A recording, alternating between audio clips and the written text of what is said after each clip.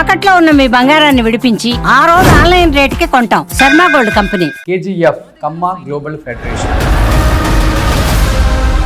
కమ్మారందరూ ఒకటే వేదిక మీద ఒకటే గొంతుతో గలమెత్తితే ఆకాశమే మనకద్దు.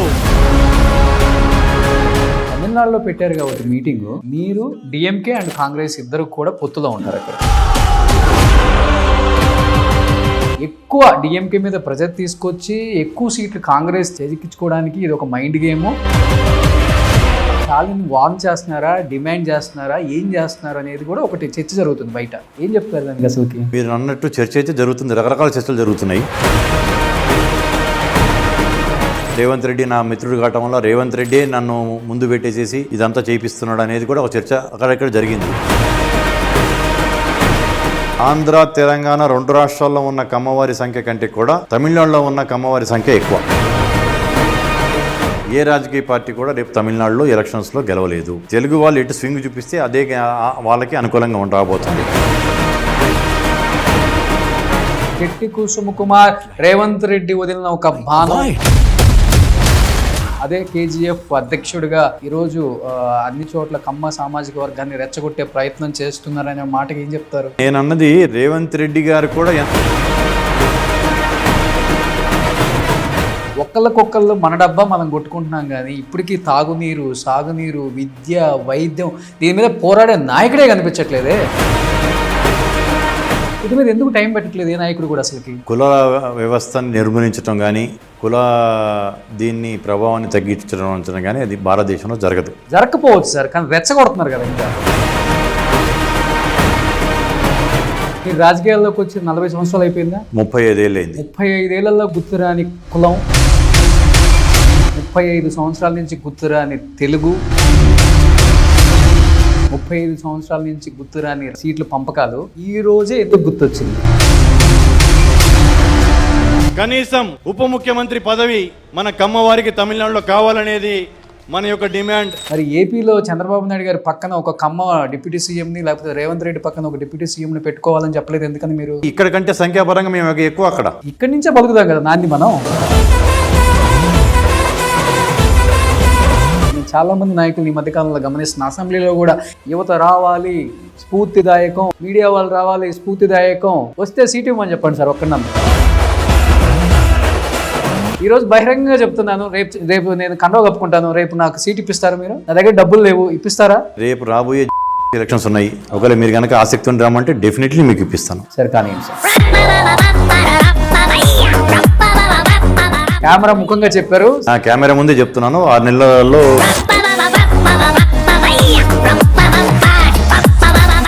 Hi hello welcome to Suman TV. నేను మీ రోషన్. KGF కమ్మ గ్లోబల్ ఫెడరేషన్. సో దీనికి అధ్యక్షుడిగా వ్యవహరిస్తున్నారు జట్టి కుసుమకుమార్ గారు. ఈ కమ్మ సామాజిక వర్గం పక్కన పెడితే కాంగ్రెస్ లో సీనియర్ నాయకుడు జట్టి కుసుమ గారు చేసిన వ్యాఖ్యలు ఇప్పుడు ఎక్కడ చూసినా కానీ వైరల్ అవుతున్నాయి అన్నమాట. వడ్డిచ్చేవాడు మనవాడైతే ఏ మూలన కూర్చున్నా కానీ వచ్చి మన ప్లేట్లో పడుతుంది అని.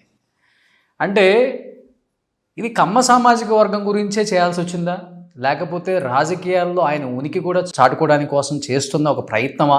రకరకాల విమర్శలు. ఈ విమర్శల గురించి ఫస్ట్ టైం ఆయన నోరు విప్పుతున్నారనమాట. అసలు ఏం మాట్లాడతారో ఆయన మాటలో తెలుసుకుందాం. కుసుమ్ కుమార్ గారు నమస్తే. నమస్తే రోషన్, బాగున్నారా? బాగున్నాను. ఏంటి అన్ని లక్షల మందిని ఒక చోటికి, ఒక వేదిక మీదకి తీసుకొచ్చి మేము ఇది అని గొప్ప చెప్పుకోవడానికా, లేకపోతే రాజకీయంగా కాంగ్రెస్లో మీ బలం కుసుమ్ కుమార్ అంటే ఇది అని ప్రూవ్ చేసుకోవడానికి? అసలుకి అంటే రెండూ కాదు. ఇప్పుడు కొత్తగా ఢిల్లీలో ఒక నినాదం ఉంది, జిస్కి ఉత్తిని ఆబాది ఉస్కి ఉత్తిని భాగ్యదారి అని.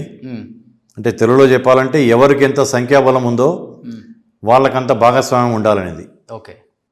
ప్రపంచవ్యాప్తంగా మేము KGF స్థాపించి మేము ప్రపంచవ్యాప్తంగా భారతదేశంలో కమ్మ సామాజిక వర్గం ఎంతమంది ఉన్నారు అనేది 1.5 year బ్యాక్ మేము ఒకటి ప్రపంచ సదస్సు చేయటం జరిగింది.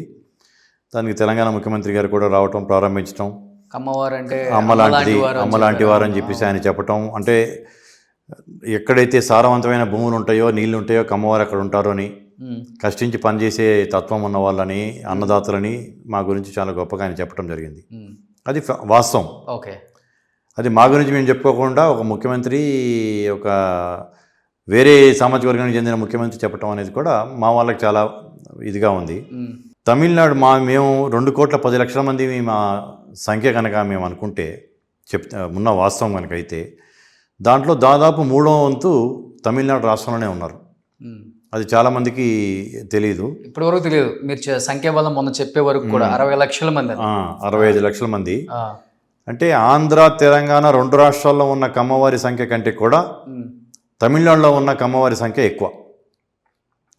దాంతోపాటు దాదాపు 3 కోట్ల మంది తెలుగు ప్రజలు ఉంటారు తమిళనాడులో. అంటే 400-500 సంవత్సరాల క్రితం వెళ్ళిపోయిన వాళ్ళు. ఇప్పుడు ఈ తిరుచి ఎమ్మెల్యే నెహ్రూ అనే ఆయన రెడ్డియార్ అంటే రెడ్డి సామాజిక వర్గం, కమ్మ, రెడ్డి, కాపు, అట్లా అన్ని సామాజిక వర్గాలు కలిపి దాదాపు 3 కోట్ల మంది తెలుగు వాళ్ళు ఉంటారు. దాంట్లో ఎక్కువ శాతం కమ్మాస్ ఉన్నారు. తమిళనాడు శాసనసభలో ఇప్పుడు మనం ఏది ఒప్పుకున్నా ఒప్పుకోకపోయినా వ్యవస్థల్ని శాసిస్తుంది రాజకీయాలు. రాజకీయాల్లో అవకాశాలు ఉన్నప్పుడు అందరికీ ఆ జాతి మెరుగుపడుతుంది. ఎవరికైనా ఏదైనా అవసరాలు వస్తే అందరికీ చేస్తారు. అందరిలో మనాడు అనుకున్నప్పుడు కొంచెం ఎక్కువ చేయడం జరుగుతుంది. కాబట్టి రాజకీయాల్లో వెనకబడతా ఉన్నారు కాబట్టి రాజకీయాల్లో ముందంజలో ఉండాలి. ఇది మా సంఖ్యాబలం ఇది. ఇప్పుడు ఎవరికి ఎంత సంఖ్యాబలం ఉందో వారికి అంత భాగస్వామ్యం అని చెప్పి నినాదం ఉంది. కాబట్టి మా సంఖ్యాబలాన్ని చూపించే ప్రయత్నం చేశాము అది అక్కడ. దాంట్లో కాకుండా కొందరు తెలిసి తెలియని వ్యక్తులు, పట్టుమని గుప్పడి మంది ఉండరు వీళ్ళు, అంటే ఒక పిడికిలి ఎంతమంది కూడా ఉండరు వీళ్ళు, అన్నింటిలో వీళ్ళే పెత్తనం చేస్తుంటారు, అన్నింటిలో వీళ్ళే ముందంలో ఉంటుంటారని చేసే విమర్శను కూడా బద్దలు కొట్టాలంటే మేము చెప్తే సరిపోదు. తమిళనాడు 65 లక్షల మంది ఉన్నాం, మొత్తం భారతదేశం జనాభాలో 1.5% ఉన్నాం, సౌత్ ఇండియాలోనే ప్రభావం ఉన్నారు 1.5% అనేది కూడా పెద్ద సంఖ్య అని చెప్పుకుంటే సరిపోదు. ఎక్కడో చోట దానికి చూపించాల్సిన అవసరం ఉంది. కాబట్టి మేము అక్కడ తమిళనాడులో శ్రీపెరంబదూరులో వైష్ణవత్వాన్ని ప్రపంచవ్యాప్తంగా వ్యాపింపజేసిన రామానుజుడు పుట్టిన స్థలం అది శ్రీపెరంబదూరు. చెన్నైకి 35-40 కిలోమీటర్ల దూరంలో ఉంటుంది. అక్కడ మేము ఆ సభ ఏర్పాటు చేసుకున్నాం. అది గ్రాండ్ సక్సెస్ అయింది. దాంతో ఇప్పుడు తమిళనాడు ఎలక్షన్స్ ముందు ఈ 15 రోజుల్లో లోపే తమిళనాడు ఎలక్షన్స్కి షెడ్యూల్ రాబోతుంది. బహుశా ఏప్రిల్-మే నెలలో ఎలక్షన్స్ రాబోతున్నాయి అక్కడ. దానికి ముందు ఈ యొక్క మీటింగ్ అనేది చాలా చర్చ అయిపోయింది.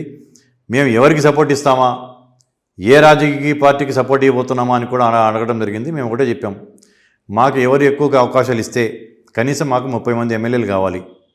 మా సంఖ్యాపరంగా 8% తమిళనాడులో మేము ఉన్నాం. మాతో పాటు తెలుగు ప్రజలందరినీ కూడా తీసుకుంటే దాదాపు 30% తెలుగు ప్రజలు ఉంటారు అక్కడ.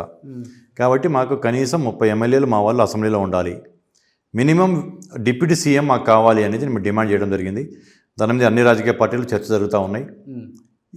ఇది ఒక మీటింగ్ పెట్టి ఆపటమే కాకుండా నేను ఈ 2 నెలలు కూడా అక్కడే ఉండి ఎవరెవరైతే ఆసక్తిగా ఇంట్రెస్టెడ్గా పార్టీలో క్రియాశీలకంగా ఉన్నారో, ప్రజలతో ఎవరైతే సంబంధాల్లో ఉన్నారో అటువంటి నాయకులకి వాళ్ళకి నచ్చిన సిద్ధాంతం, ఏ రాజకీయ పార్టీకి అనుకూలం కాదు. మేము ఎవరికి వేసే పార్టీ సిద్ధాంతాలు నచ్చుతాయో వాళ్ళకి ఆ పార్టీలో టికెట్లు అడుగుతుంటే మా వంతు ప్రయత్నంగా మేము వాళ్ళని రికమెండ్ చేసి వాళ్ళకి టికెట్ రావడానికి కూడా ప్రయత్నం చేయబోతున్నాం. అంటే మీరు ఒక మాట అన్నారు, కమ్మ వాళ్ళు కేవలం ఎలక్షన్స్ వచ్చినప్పుడు ఫండ్ ఇయడానికో, లేకపోతే ప్రచార మాధ్యమాలలో టీవీలలో ప్రమోషన్ చేయించుకోవడానికో, లేకపోతే ఎలక్షన్స్ అప్పుడు ఓట్ వేయడానికో మా కమ్మవారిని వాడుకుంటున్నారు, కానీ కమ్మవారికి సరైన ప్రాముఖ్యత లేదు అంటున్నారు.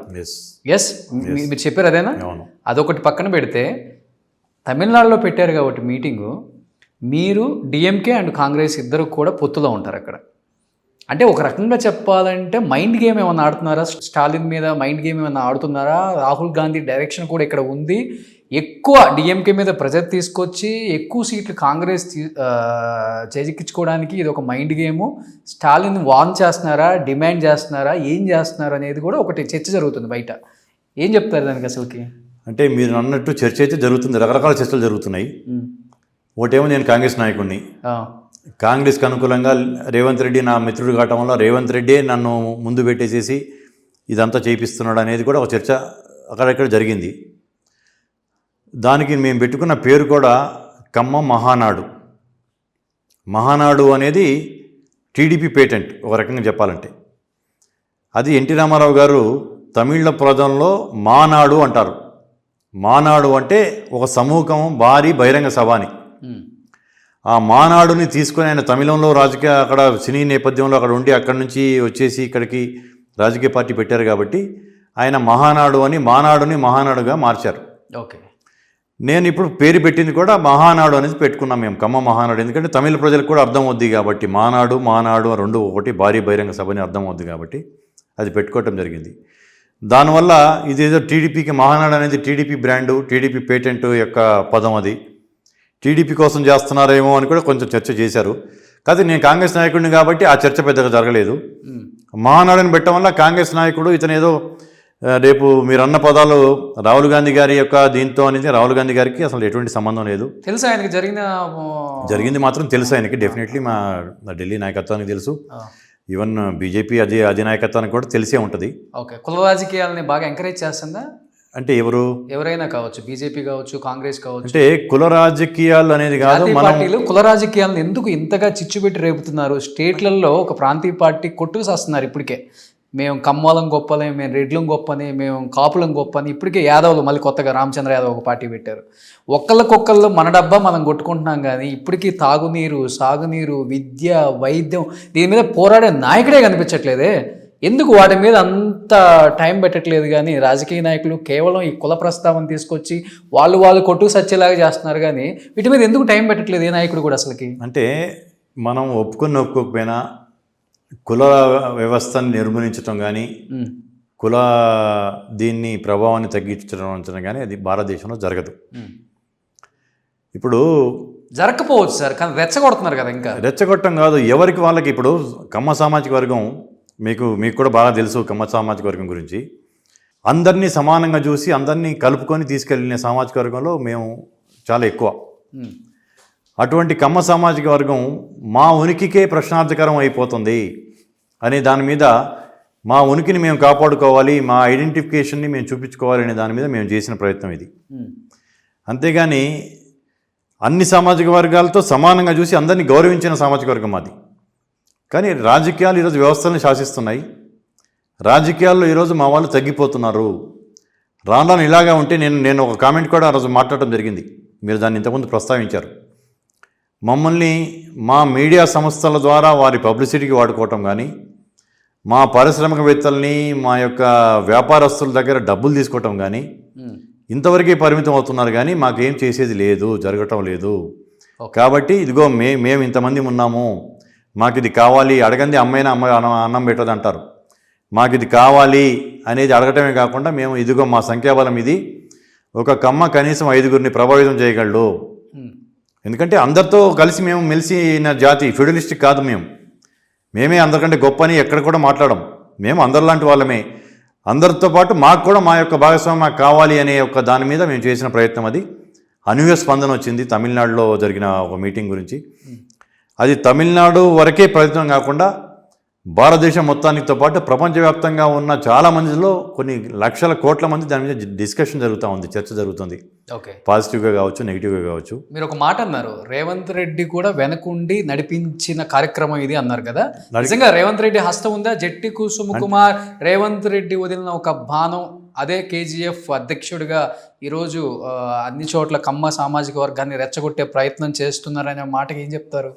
అంటే నేను అన్నది, రేవంత్ రెడ్డి గారు కూడా వెనక ఉండుంటారేమో వీళ్ళిద్దరు మిత్రులు కావటం వల్ల, అది ఆఫ్ కోర్స్ అనేది కూడా అనుకుంటుంది. దాన్ని ఒక మొగ్గులోనే తుంచడానికి అది ఉండేది లేదు అని చూపించడానికే మేము ఇది చేసాము. ఆ పేరు కూడా మహానాడు అని పేరు పెట్టంగానే ఇది కాంగ్రెస్ కోసం చేస్తున్నాడు అనేది లేకుండా పోయింది. నేను కాంగ్రెస్ నాయకుడిని చేస్తున్నాను కాబట్టి టీడీపీకి అనుకూలంగా చేస్తున్నారు అనేది ఎవరు మాట్లాడలేకపోయారు. మహానాడు అని పేరు పెట్టడం వల్ల ఈరోజు మీరు అన్నట్టు డిఎంకే కాంగ్రెస్ పార్టీ గత ఎలక్షన్స్లో పొత్తు పెట్టుకొని ఎలక్షన్లో పోటీ చేసినాయి. ఇప్పుడు ఆల్రెడీ ఇంకా మేము ఏ పార్టీతో వెళ్తామో మా అధినాయకత్వం ఇంకా నిర్ణయించలేదు. డిఎంకేతో వెళ్తారు అనేది చాలామంది అనుకుంటా ఉన్నారు. ఎందుకంటే ఆల్రెడీ చాలా సంవత్సరాల నుంచి కలిసి ఉన్నాం కాబట్టి, ఇండియా కూటమిలో భాగం కాబట్టి. ఏడీఎంకే బీజేపీ కూటమి ఆల్రెడీ పొత్తు పెట్టుకుంది. దాంతోపాటు ఇంకో పిఎంకే అని ఒక స్థానిక పార్టీ కూడా కలిసి పొత్తు పెట్టుకుంది. వాళ్ళ పొత్తు డిక్లేర్ చేసుకోవడం దాదాపు 3 నెలలు అయిపోయింది. అంటే చంద్రబాబు నాయుడు గారు బీజేపీతో ఎన్డీఏలో పార్ట్నర్ కాబట్టి ఇది ఎన్డీఏకి అనుకూలంగా బీజేపీకి అనుకూలంగా పెట్టారని కూడా ఎవరైనా అనేవాళ్ళు అంటారు. కానీ నేను దాని కాదు, ఇది ప్యూర్లీ నేను ఏదైతే మా సామాజిక వర్గం మా నంబర్ ఇది, మేము ఇంతమందిని ప్రభావితం చేయగలము, మేము ఒక్కళ్ళం అంటే కనీసం తక్కువ ఇంకో 5గురిని ప్రభావితం చేయగలము. తమిళనాడులో తెలుగువారి సంఖ్య దాదాపు 30%. అంటే 8.5 కోట్ల తమిళనాడు ప్రజల్లో 3 కోట్ల మంది తెలుగువారు. తెలుగు వాళ్ళని కూడా ప్రభావితం చేస్తాము, మాకు ఇది కావాలి అనే దాని మీద మేము మాట్లాడుతాం. మీరు రాజకీయాల్లోకి వచ్చి 40 సంవత్సరాలు అయిపోయిందా? 35 ఏళ్ళు అయింది. 35 ఏళ్లలో గుర్తురాని కులం, 35 సంవత్సరాల నుంచి గుర్తురాని తెలుగు, 35 సంవత్సరాల నుంచి గుర్తురాని అంటే రకరకాల మీరు అన్నట్లుగా సీట్ల పంపకాలు ఈ రోజే ఎందుకు గుర్తొచ్చింది? ఈరోజు కాదు, మేము కేజీఎఫ్ పెట్టి దాదాపు 2 సంవత్సరాలు అయింది. అదే 2 సంవత్సరాలే కదా, 2 సంవత్సరాలు 2 సంవత్సరాలు కాలేదు. 2 సంవత్సరాలు అయింది. ఎందుకంటే నిష్కారణంగా ఒక అతి సాధారణమైన పెట్టి కేసులో చంద్రబాబు నాయుడు గారు కమ్మ సామాజిక వర్గం నేతగా నేను భావించట్లేదు. ఆయన ఒక జాతీయ స్థాయి నాయకుడు. ప్రధానమంత్రిని, రాష్ట్రపతిని, ఉపరాష్ట్రపతుల్ని తయారు చేసి ఆయన ఎవరు చెప్తే వాళ్ళు ప్రధానమంత్రులు అయ్యారు. 2 ప్రధానమంత్రులు ఆయన చేశాడు. అబ్దుల్ కలాం గారిని రాష్ట్రపతి చేశాడు, కృష్ణకాంత్ గారిని ఉపరాష్ట్రపతికి చేశాడు. ఓకే. ఆయన ఒక 30 ఏళ్ల క్రితం ఆయన ముఖ్యమంత్రిగా ఢిల్లీ వెళ్తూ ఉంటే ఒక 2 డేస్ తర్వాత చంద్రబాబు నాయుడు గారు వస్తారనగానే ఢిల్లీ యొక్క వాతావరణం వేడెక్కి ఉండేది. చంద్రబాబు నాయుడు గారు వస్తున్నారంట, ఏమి ప్రపోజల్ పెడతారు, ఏమి చర్చ చేస్తారు, ఏం మాట్లాడతారు అని చెప్పేసి. అప్పుడు సోషల్ మీడియా అసలు లేదు, ఎలక్ట్రానిక్ మీడియా లేదు, ఈ డిజిటల్ మీడియా కానీ ఎటువంటి లేవు, ఎటువంటి మాధ్యమం లేదు, ఓన్లీ ప్రింట్ మీడియా ఉండేది. అది కూడా చాలా తక్కువ సంఖ్యలో ఉండేది. అప్పుడే అంత అలర్ట్గా ఉన్నప్పుడు అతి సాధారణమైన పెట్టి కేసు ఆయనని జైల్లో పెట్టినప్పుడు వారి అబ్బాయి వెళ్ళి ఢిల్లీలో దాదాపు ఒక 20 రోజుల పైన, నెల రోజుల దాకా ఆయన ఢిల్లీలో ఉంటే జ్యుడిషియరీ కానీ, లెజిస్లేచర్ కానీ, మీడియా కానీ ఎవరు స్పందించిన దాఖలాలు లేదు. ఎవరు స్పందించాల, ఆయన సహాయానికి రాలా. భయం వేసింది. ఏం జరిగిందో మీకు భయం వేసింది దానివల్ల? అంటే భయం కాదు, మాకు వేసింది. అటువంటి జాతీయ నాయకుడికే ఒక అతి సాధారణమైన పెట్టి కేసులు లోపలేస్తే ఆయనకే ఆసరా ఎవరికి అండలేకపోయినప్పుడు ఒక సాధారణ కమ్మవాడి పరిస్థితి ఏమిటి? దానివల్ల మనం సంఘటితం కావాల్సిన అవసరం ఉంది. మనం కలిసి ఒక యూనిటీగా ఉండాల్సిన అవసరం ఉంది. కొన్ని వందల సంఘాలు ఉన్నాయి, కమ్మ సంఘాలు దేశవ్యాప్తంగా. అమెరికాలో కూడా ఉన్నాయి, కెనడాలో ఉన్నాయి, రకరకాల మిడిల్ ఈస్ట్లో ఉన్నాయి. ఎన్నో దేశాల్లో వెళ్ళిన చోటల్లో ఏదో ఒక పెట్టుకుని ఏదో సేవా కార్యక్రమాలు చేసుకుంటూ వస్తున్నారు. కార్తీక వనభోజనాలకే పరిమితం కాకుండా సేవా కార్యక్రమాలు కూడా చేస్తున్నారు. ఎవరికి తోచినంత తానా కావచ్చు. తానా అనేది కమ్మ సంఘం కాదు, తెలుగు అసోసియేషన్ అది. దాంట్లో అందరికీ చేస్తున్నట్టుగానే ఇంకా చాలా ఉన్నాయి అసోసియేషన్స్. వీటన్నిటికీ కనెక్ట్ చేసేది, వీటన్నిటికీ ఒక గొడుగు సంస్థలాగా, అంబ్రెల్లా ఆర్గనైజేషన్ లాగా ఏది లేదు. కావటం వల్ల మనం ఒకటి యూనిటీ, ప్రపంచవ్యాప్తంగా విస్తరించిన జాతి కాబట్టి ఒక గ్లోబల్ ఆర్గనైజేషన్ కావాలనే ఉద్దేశంతో పెట్టినది కేజీఎఫ్. ఓకే. కానీ చాలా తక్కువ పర్సంటేజ్ ఉంది కదా సార్, ఆ పర్సంటేజ్తో గవర్నమెంట్ డిసైడ్ అయ్యి చేసే అంత అవకాశం ఉంది అసలుకి? అంటే తమిళనాడులో నేను 8% మన గురించి మాట్లాడుతున్నాను. ఇక్కడ మన ఏపీ కానీ, తెలంగాణ కానీ. అంటే తెలంగాణలో దాదాపు 5.5% ఉంటాం, ఏపీలో 6% పైనే ఉంటాం, తమిళనాడులో 8% ఉన్నాం, కర్ణాటకలో కూడా 3 నుంచి 4% పైనే ఉంటాం. అంటే నేను ఇంతకుముందు అదే చెప్పింది, కమ్మవారు ఒక్కరే కాకుండా కనీసం ఒక 5గురితో ప్రభావితం చేయగలరు. అది వేరే క్యాస్ట్ ఏదైనా కావచ్చు. వేరే క్యాస్ట్లందరినీ సమానంగా గౌరవించి వారందరితో కలిసి ప్రయాణం చేసే కులం ఏదైనా ఉందంటే అందరికంటే ఎక్కువ, అన్ని కులాల కంటే కూడా కమ్మ సామాజిక వర్గం ఎక్కువ. కాబట్టి మేము మా ఓటే కాకుండా కనీసం ఇంకొక 5గురిని ప్రభావితం చేయగలం మేము. మరి అక్కడికి వెళ్ళి ప్రభావితం చేయండి అన్నారు, బాగుంది. 30 మంది ఎమ్మెల్యేలు అడిగారు, ఒక డిప్యూటీ సీఎం అడిగారు. మరి ఏపీలో చంద్రబాబు నాయుడు గారి పక్కన ఒక కమ్మ డిప్యూటీ సీఎంని, లేకపోతే రేవంత్ రెడ్డి పక్కన ఒక డిప్యూటీ సీఎంని పెట్టుకోవాలని చెప్పలేదు ఎందుకని మీరు? అంటే ఇప్పుడు అక్కడ రాజకీయాలు, ఎలక్షన్స్ రాబోతున్నాయి, అక్కడ రాబోతున్నాయి. ఒకటి. రెండోది, ఇక్కడ కంటే సంఖ్యాపరంగా మేము ఎక్కువ. అక్కడ ఇక్కడి నుంచే పలుకుతాం కదా నాంది మనం. కానీ ఇక్కడ కంటే సంఖ్యాపరంగా ఎక్కువ, చాలా మందికి తెలియని విషయం అది.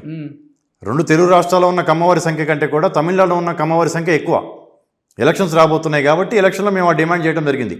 ఇక్కడ ఆంధ్రాల గురించి అంటారు, అక్కడ ముఖ్యమంత్రి ఉన్నారు, మన మంత్రులు ఉన్నారు కదా, దాదాపు 35 మంది ఎమ్మెల్యేలు ఉన్నారు. అక్కడ సముచిత గౌరవం, సముచిత స్థానం ఉంది. తమిళనాడులో లేదు కాబట్టి ఇప్పుడు ఇంతమంది ఉన్నారు. దానికి ఇప్పుడు ఏదైతే కొత్త నినాదం ఢిల్లీలో నడుస్తుందో, ఎవరి సంఖ్యాబలం ఎంతో వారికి అంత భాగస్వామ్యం అనేది, సంఖ్యాబలం మాది ఇది. ఈ సంఖ్యాబలమే కాకుండా దీంతోపాటు మేము ఒక 5గురిని మేము ఇంకా ప్రభావితం చేసేసి తెలుగు వారందరినీ కూడా కలుపుకుంటే తమిళనాడు రాజకీయాల గురించి మాట్లాడుతున్నాం. తట్టుకునే శక్తి అయితే లేదు ద్రవిడ పార్టీలు. కానీ ఈసారి ఎలక్షన్స్ అనేది చాలా థిన్ మెజారిటీతో, ఎవరికి అంత స్వింగ్ ఉంటూ నాకు అనిపించట్లేదు. అంటే నా వ్యక్తిగత అంచనా ఇది, I may be wrong also. ఇటువంటి దాంట్లో తెలుగు వాళ్ళని ఇగ్నోర్ చేసి ఏ రాజకీయ పార్టీ కూడా రేపు తమిళనాడులో ఎలక్షన్స్లో గెలవలేదు. అవునా? తెలుగు వాళ్ళు ఎటు స్వింగ్ చూపిస్తే అదే వాళ్ళకి అనుకూలంగా రాబోతుంది. అది టీవీకే పార్టీ అయినా కావచ్చు, ఎనీ పార్టీ ఆయన అవకాశం ఇస్తా. తెలుగు వాళ్ళు ఎటువైపు మొగ్గు చూపితే దాదాపు 30% తెలుగు వాళ్ళు, ఎటువైపు మొగ్గు చూపితే ఆ రాజకీయ పార్టీకి లబ్ధి చేకూరుతుంది. ఓకే తెలుగు వాళ్ళతో పాటు మేము కమ్మాస్తో పాటు తెలుగు వాళ్ళ గురించి కూడా నేను మాట్లాడాను. ఓకే తెలుగు వాళ్ళ దాతృత్వం ఏంటంటే ఆ రోజు మద్రాసుకి నీటి ఎద్దడి ఉండి తాగునీటికి ఇబ్బంది పడతా ఉన్న టైంలో తెలుగు గంగ ప్రాజెక్టు పెట్టేసి తెలుగు గంగ ద్వారా మద్రాసు నగరానికి తాగునీరుకి సప్లై చేసింది ఎన్టీ రామారావు గారు. ఆ రోజు ఆయన అధికారంలో ఉండి ఆయన నిర్ణయం తీసుకున్నప్పుడు ప్రతిపక్షంలో ఉన్న కాంగ్రెస్ నాయకులు కూడా దాన్ని ఆమోదించారు కానీ వ్యతిరేకించాల. ఈరోజు మేము చూస్తున్నాం కొన్ని రాష్ట్రాల మధ్య నీటి తగాదాలు, నీటి యుద్ధాలు జరుగుతున్నాయి, కోర్టుల దాకా కేసుకు వెళ్తున్నాయి. అటువంటిది పక్క రాష్ట్రం తాగునీరుకి ఇద్దామని అనుకుంటే ఆ రోజు ఉన్న రాజకీయ పార్టీలు, ఆ రాజకీయ వ్యవస్థ, రాజకీయ నాయకుల యొక్క వాళ్ళ స్టేట్మెంట్షిప్ కావచ్చు అవన్నీ వాళ్ళు ఆమోదించారు. ఓకే అది మేము తమిళనాడుకి చేసింది, ఇదిగో మా ఆంధ్రప్రదేశ్ నుంచి మేము తెలుగు గంగ ద్వారా నీళ్ళు ఇచ్చాం మీకు, మా కృతజ్ఞత భావం చాటుకున్నాము, మా సోదర భావాన్ని చాటుకున్నామని చెప్తూ మాకు ఇంత అవకాశం కావాలి అనేది మేము చెప్పడం జరిగింది. కానీ ఇప్పుడు ఆంధ్రాలో చూసుకున్నా, తెలంగాణలో చూసుకున్నా కమ్మ సామాజిక వర్గం కావచ్చు, లేకపోతే రాజకీయ సమీకరణలు కావచ్చు, కంప్లీట్ డిఫరెంట్ కంపేర్ టు మీరు అన్నట్లుగా తమిళనాడులో నాయుడు ఈరోజు కేజీఎఫ్ అనే ఒక పదంతో వాళ్ళని కలిపి తీసుకొని వెళ్ళటానికి ప్రయత్నిస్తున్నారు. కానీ అది వర్కౌట్ అవుతుందా? ఇక్కడ పరిస్థితులు అక్కడ ఉంటాయి అసలుకి? అక్కడ ఆ మీటింగ్ వచ్చిన స్పందన, మీటింగ్ వచ్చిన ఆ యొక్క అభిమానులు కావచ్చు, అందరూ స్వచ్ఛందంగా వచ్చిన వాళ్ళే. ఎవరిని మేము ఇచ్చేసి తీసుకొచ్చిన వాళ్ళు కాదు. ఎన్ని లక్షల మంది వచ్చారు అంటే సంఖ్య అనేది ఎగ్జాక్ట్గా చెప్పలేను కానీ చాలా పెద్ద సంఖ్యలో వచ్చింది. 10 లక్షలతో చేస్తా అన్నారు మీరు. అంటే అక్కడ 10 లక్షలు అనేది ఫస్ట్ అనుకున్నాం మాకున్న సంఖ్యని బట్టి. కానీ కరూరులో ఒక 3 నెలల క్రితం తొక్కిసలాట జరిగి 43 మంది చనిపోయారు. ఓకే సినిమా యాక్టర్ విజయ్ గారు పెట్టిన టీవీకే పార్టీ సభలో. కాబట్టి సుప్రీంకోర్టు డైరెక్షన్స్ ఇచ్చింది పెద్ద భారీ బహిరంగ సభలు పెట్టడానికి వీలు లేదు అని. ఓకే కాబట్టి వాళ్ళు ఎంతైతే మాకు పర్మిషన్ ఇచ్చారో దానికంటే మేము అడిగిన పర్మిషన్ కంటే కూడా ఎక్కువ మందే వచ్చారు. మేము పెట్టడానికి 10 రోజుల ముందు మధురాంతకం అని శ్రీపెరుంబుదూరు దగ్గరలో మన నరేంద్ర మోడీ గారు ఒక సభ పెట్టారు. దానికి మాజీ ముఖ్యమంత్రి పళనిస్వామి గారు, ఏడీఎంకే బీజేపీ కలిపి ఆ కూటమి ఏర్పాటు చేసిన సభ, ప్రధానమంత్రి గారు ఆ సభని ముఖ్య అతిథిగా వచ్చారు. దాంట్లో వచ్చిన సంఖ్యకి బరాబర్గా దానికంటే ఎక్కువగానే మాకు వచ్చారు. ఓకే సో ఇప్పుడు మీరు అక్కడ సభ పెట్టి వచ్చిన తర్వాత తెలంగాణలో ఉన్న కమ్మ సామాజిక వర్గం కావచ్చు, లేకపోతే తెలంగాణలో ముఖ్యమంత్రిగా ఉన్న రేవంత్ రెడ్డి, మీ స్నేహితుడు, మీ బెంచ్మేట్, మీ క్లాస్మేట్ రియాక్షన్ ఏంటి అసలుకి? కుసుమ్ కుమార్ గారు అంటే కొంచెం ఒక చిన్న వణుకొచ్చిందా? ఏదో ఒక పదవిలో ఆయన ఉంచాలి మనం, లేకపోతే ఇబ్బందే, ఒక రాజ్యసభ లేకపోతే ఒక ఎమ్మెల్సీ ఇచ్చి మినిస్టర్ ఏదో ఒకటి చేయాలి, లేకపోతే ఇక్కడ వర్గం వాళ్ళు ఒప్పుకోరు అనేది మనం స్టార్ట్ అయిందా? లేకపోతే అంటే నేను అసలు దానికోసం చేయలేదు. నాకు లాస్ట్ టైం కూడా మీతో మాట్లాడేటప్పుడు కూడా చెప్పడం జరిగింది. నాకు రాష్ట్ర రాజకీయాల్లో అటువంటి ఆసక్తి లేదు. రాష్ట్ర రాజకీయాల ఆసక్తి ఉంటే నేను వర్కింగ్ ప్రెసిడెంట్ తర్వాత నేను ప్రెసిడెంట్గానే ట్రై చేసి ఉండేవాడిని. నాకు ఇక్కడ రాష్ట్ర రాజకీయాలు, నాకు జాతీయ రాజకీయాల మీద ఇంట్రెస్ట్. నేను రాజీవ్ గాంధీ గారి అభిమానిని. రాజీవ్ గాంధీ గారి స్ఫూర్తితో నేను కాంగ్రెస్లోకి వచ్చాను. ఆ కుటుంబం అంటే నాకు ఒక గౌరవం, అభిమానం ఉండటం జరిగింది. ఓకే నా పొలిటికల్ ఫ్యూచర్ అనేది it's depends on Congress party. నేషనల్లో కాంగ్రెస్ పార్టీ యొక్క ఫ్యూచర్ ఏమిటో దాన్ని బట్టి నా ఫ్యూచర్ ఉంటుంది. కాబట్టి ఇక్కడ ఈ రేవంత్ రెడ్డి గారు కూడా ఈ మున్సిపల్ ఎలక్షన్స్లో దీంట్లో బిజీగా ఉన్నారు. కానీ ఆ మీటింగ్ అయిన తర్వాత కానీ గత 15 రోజుల్లో మేము ఇద్దరం మాట్లాడుకోవటం, ముందు కలిసి ఉంటారు కదా, చాలా ముందు కలిసి మాట్లాడటమే. కానీ ఆ మీటింగ్ గురించి నేను ఎప్పుడు చర్చ చేయలేదు ఆయనతో. వేరే సందర్భాల్లో వేరే విషయాలు మాట్లాడుకున్నాం కానీ ఈ మీటింగ్ గురించి చర్చ చేయలేదు. ఆయనకు సమాచారం డెఫినెట్లీ ఉండే ఉంటుంది. ఢిల్లీలో ఉన్న వాళ్ళకే ఉన్నప్పుడు తెలంగాణ ముఖ్యమంత్రికి ఉండకుండా ఏముండదు. కానీ దాని మీద మేము ఇద్దరం మాట్లాడుకోవడం జరగలేదు. ఇక్కడ కమ్మ సంఘాల వాళ్ళందరూ కూడా చాలామంది వచ్చారు, అభిమానించారు. మీరు తమిళనాడులో చేసి అక్కడ తమిళనాడులో మన వాళ్ళని ఐక్యత పెంచడానికి చేస్తున్నారు కాబట్టి చాలా అభిమానం ఉంది. ఎక్కడెక్కడి నుంచి రకరకాల ఫోన్లు వస్తూ ఉన్నాయి. అమెరికా నుంచి వస్తున్నాయి, లండన్ నుంచి వస్తున్నాయి. ఈరోజు పొద్దునే యూకే వాళ్ళందరూ వచ్చేసేసి జూలై 4th నాడు మేము ఒక 2000 మందితో లండన్లో మేము ఒక మీటింగ్ ఏర్పాటు చేసుకుంటామండి. మీరు టైం ఇచ్చి మీరు రాగలిగితే చీఫ్ గెస్ట్గా మేము ఇక్కడ అనౌన్స్ చేసుకుంటామని చెప్తే నేను ఒక 2-3 రోజుల్లో చెప్తానండి అని కూడా చెప్పడం జరిగింది. ఓకే అంటే దేశ విదేశాల నుంచి కూడా స్పందన చాలా బాగుంది. అంత పెద్ద ప్రోగ్రాం పెట్టడం, అందరిని ఇన్వైట్ చేయటం ఎందుకంటే వివక్ష ఎదుర్కొంటున్నాం. నిష్కారణంగా మేము సమాజానికి నేను ఇంతకుముందు కూడా చెప్పాను, సమాజానికి మేము ఎంతో చేశాము, సమాజం నుంచి పొందాము, సమాజానికి చేస్తున్నాము.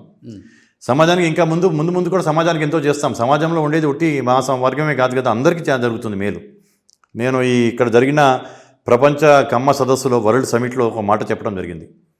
ప్రభుత్వ రంగ సంస్థలు కల్పించిన ఉద్యోగాల కంటే కూడా మేము కల్పించిన ఉద్యోగాలు ఎక్కువ అని.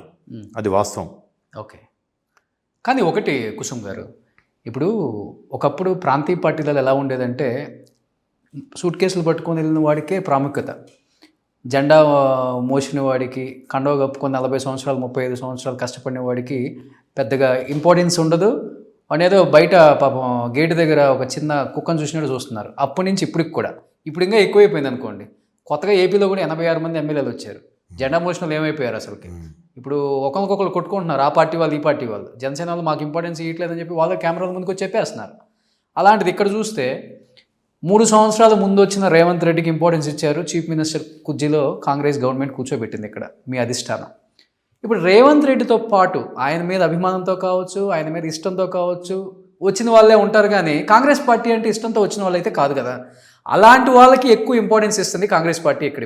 ఇప్పుడు ఆయనతో పాటు వచ్చిన వాళ్ళకి మాత్రమే నామినేటెడ్ పోస్టులు కావచ్చు, పార్టీకి సంబంధించిన పోస్టులు కావచ్చు ఇస్తుంది. మరి 40 సంవత్సరాల నుంచి జెండా మోసినోడు, లేకపోతే కండవ కప్పుకొని తిరిగినోడు, కాంగ్రెస్ పార్టీకి ఓటేయండి అన్నోడు పరిస్థితి ఏంటి మరి? ఇప్పుడు మీరు 35 సంవత్సరాల నుంచి ఉన్నారు, ఎంతోమంది వచ్చి గోడు ఎలబట్టుకుంటారు కదా, ఏంటి మరి? ఇప్పుడు ఇంకా రాజకీయాలు ఎక్కడ మారుతాయి? కులాల మధ్య చిచ్చు పెట్టే ప్రయత్నం తప్పితే రాజకీయాలు ఎక్కడ మారుతాయి ఇంకా మరి? అంటే రాజకీయాలు మారాలంటే యువకులు రావాల్సిన అవసరం ఉంది, మేధావులు రావాల్సిన అవసరం ఉంది. అప్పుడే ఈ మజిల్ పవర్, మనీ పవర్ అనేది తగ్గుతుంది.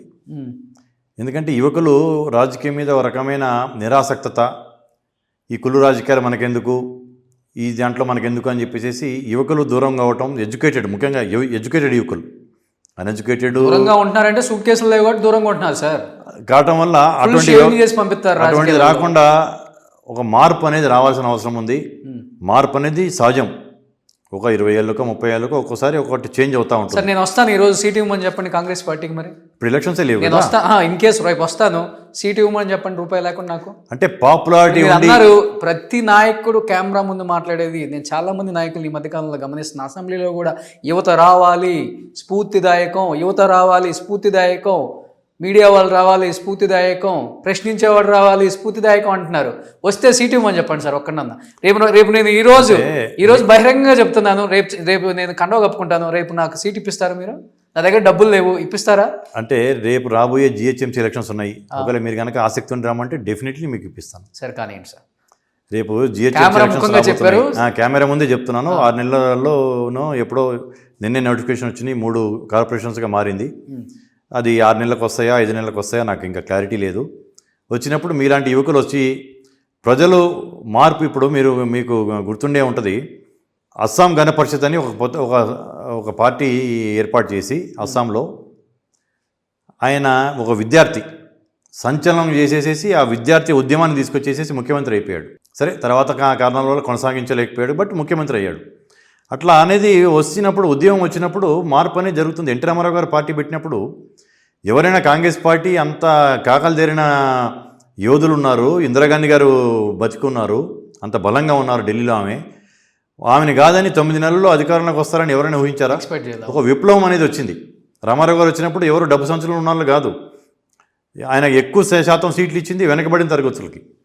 ఈరోజు వెనకబడిన తరగతుల వారికి రాజ్యాధికారం ఇచ్చి వాళ్ళకి ఒక గౌరవప్రదమైన వచ్చి మేము కాగలం, మంత్రులం కాగలం, ముఖ్యమంత్రి కూడా కాగలం అని వెనకబడిన వర్గ వాళ్ళకి కలిగే ఆలోచన కలగడానికి కారణం ఎన్టీ రామారావు గారు.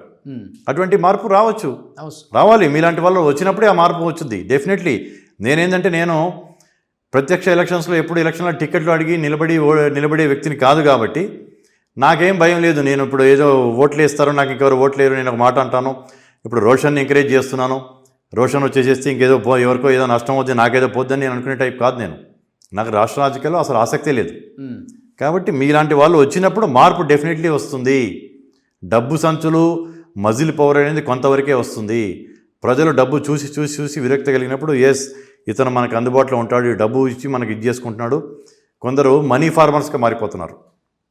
రైతు ఏం చేస్తాడు, 4 విత్తనాలు చల్లుతాడు, ఒక అడ్డెడు విత్తనాలు జల్లేసేసి, ఒడ్లు జల్లేసి ఒక పంట తీస్తాడు, ఒక ట్రాక్టరో లారీయో పంట వస్తుంది. అట్లాగే ఇప్పుడు రాజకీయాల్లోకి వచ్చిన వాళ్ళు చాలామంది డబ్బు ముందు వెదజల్లి పెట్టుబడి కింద భావించి దాన్ని కూడా ఒక అగ్రికల్చర్ కింద చేసుకొని దాని ద్వారా రేపు అధికారంలోకి వచ్చిన తర్వాత దానికి ఒకటికి మల్టిప్లికేషన్స్లో 10 రెట్లు తీసుకుంటున్నారు. కానీ ఎక్స్పెక్ట్ చేస్తున్నారా ఇప్పుడు రాజకీయాలు అంటే ఇప్పుడు ఎలక్షన్స్ చాలా తక్కువ టైం దగ్గరలో ఉంది కాబట్టి ఇది రాజకీయాల కోసం ఒక ఎత్తుగడ అంటారా, లేకపోతే నిజంగానే 30 ఎమ్మెల్యేల సీట్లు రేపు అసెంబ్లీలో కమ్మవారు ఉంటారు, డిప్యూటీ సీఎంగా కమ్మవారు ఉంటారని ఎక్స్పెక్ట్ చేస్తున్నారా? అంటే డెఫినెట్లీ ఇది ఎంతైతే చర్చ జరుగుతుందో ఇంకా టెంపో ఇంకా క్రియేట్ అయిపోతే అన్ని రాజకీయ పార్టీలు ఇప్పుడు 12 మంది ఎమ్మెల్యేలు ఉన్నారు. 12 నుంచి 30 కాకపోయినా కనీసం 20 అయినా అవుతారు.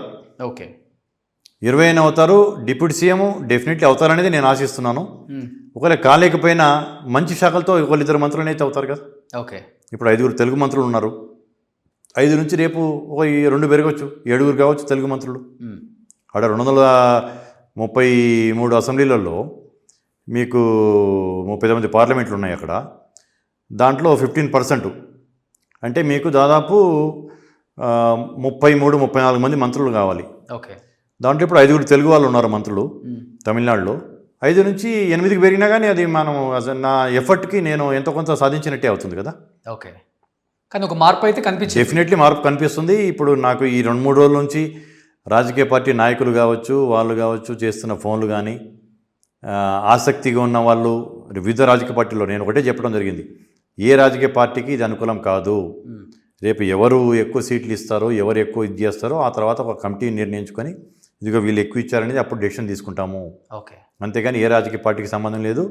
ప్లస్ కేజీఎఫ్ ఒక పొలిటికల్ పార్టీ పెడుతుందని కూడా చర్చ జరిగింది అక్కడ. ఓకే, ఇతను వస్తున్నాడు అక్కడ నుంచి చేస్తున్నాడు, ఇతనే ఒక రాజకీయ పార్టీ పెడతాడేమో, తెలుగు వాళ్ళ కోసం పెడతాడేమో అని కూడా చర్చ జరిగింది. ఓకే, నేను క్లియర్గా చెప్పాను అటువంటి అవకాశం 0. ఓకే, బట్ చర్చ జరుగుతుంది. ఎక్స్పెక్ట్ చేస్తాము కుసుమ్ కుమార్ దగ్గర 100 కోట్లు 1000 కోట్లు ఉంది అంటుంటారు కదా. అవేమీ లేవు. నేను ఒక రైతు కుటుంబం, ఒక భూస్వాముల కుటుంబం నుంచి వచ్చాను కానీ 100,000 కోట్లు అనేది సంపాదించింది కాదు. తాతల తరం నుంచి వచ్చింది. కొంచెం ఆస్తులు పెరిగి కొంచెం బాగానే ఉన్నాయి కానీ రాజకీయ పార్టీ అనేది సమస్య లేదు. నేను పార్టీ గురించి మాట్లాడాలన్నప్పుడు నా కాంగ్రెస్ పార్టీ నేను, నా జీన్స్లో నా బ్లడ్లో కాంగ్రెస్ పార్టీ ఉంది. ఓకే, దీనికి కులం గురించి మాట్లాడేటప్పుడు నేను రాజకీయాన్ని దీన్ని కల్పను. కులం గురించి మాట్లాడేటప్పుడు అన్ని రాజకీయ పార్టీలు మన వాళ్ళు ఉండాలని చెప్పేసి అనుకుంటాను. ఓకే, వాళ్ళకి ఇప్పుడు వివక్ష ఎదుర్కొంటున్నారు.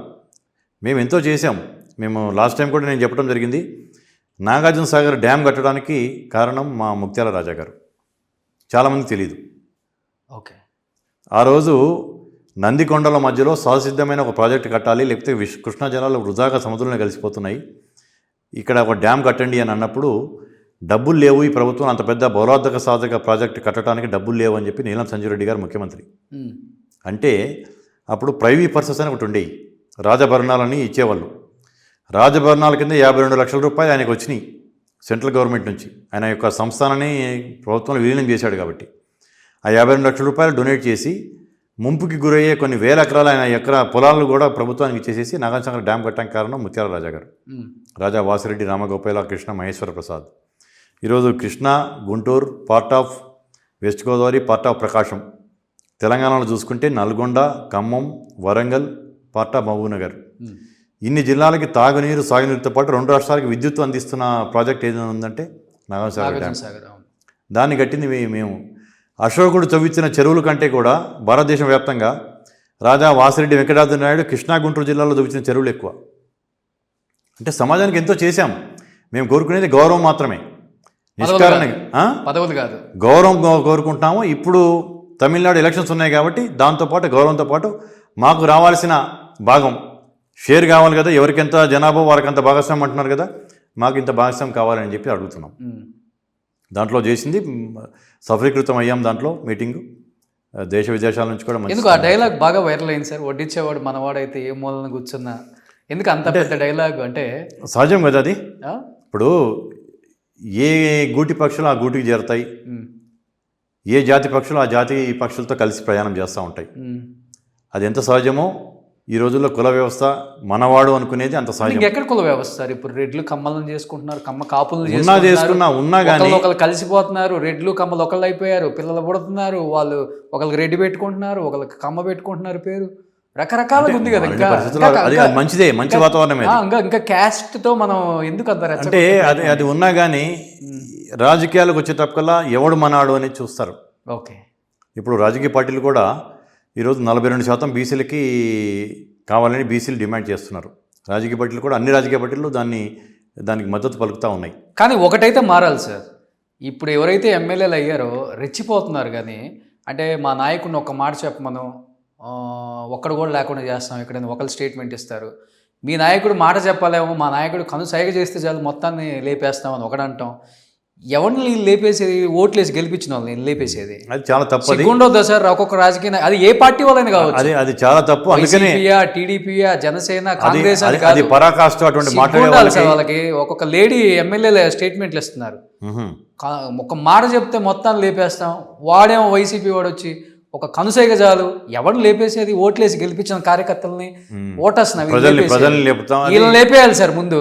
అటువంటి వాళ్ళని 100% అటువంటి దాన్ని ఎటువంటి దాంట్లో మనం దీని మీద ఫైట్ చేయండి సార్. మీలాంటి రాజకీయ నాయకులు ఇలాంటి వాటి మీద ఫైట్ చేయండి సార్. ఇట్లా రెచ్చగొట్టి ఇల్లులు ధ్వంసం చేసి కార్లు బగల కొట్టుకొని. అందుకని నేను అంటుంది, మీలాంటి యువకులు, ఎడ్యుకేటెడ్ యువకులు రావాలి, క్యారెక్టర్ ఉన్న యువకులు రావాలి అంటుంది. ఎప్పుడైతే మీరు ఒక ఉప్పెన్లాగా మీరు వస్తారో ఇట్లా మాట్లాడే వాళ్ళందరూ దూరం వెళ్ళిపోతారు, పక్కకి వెళ్ళిపోతారు. దారుణం సార్ ఇది. చదువుకున్న వాళ్ళకి తేడా లేకుండా. అందుకని చదువుకున్న యువకులు ముందుకు వస్తే, ఒక యంగ్ బ్లడ్ అంటే ముందుకు వస్తే, ఆ యంగ్ బ్లడ్ కూడా ఎటువంటి వాళ్ళు చదువుకున్న వాళ్ళు రావాలి, ఒక విజన్ ఉన్న లీడర్స్ రావాలి. లేకపోతే ఇటువంటి మాటలు అనేది చదువుకున్నవాడు ఇటువంటి మాటలు ఎవడు మాట్లాడరు కదా, ఇటువంటి వాళ్ళు. అందుకని యువకులు ముందుకు రావాలి, ఎక్కువ శాతం రావాలనేది కూడా నేను అంటుంది. ఓకే, ఎడ్యుకేటెడ్ యువకులు, క్యారెక్టర్ ఉన్న యువకులు రావాలి.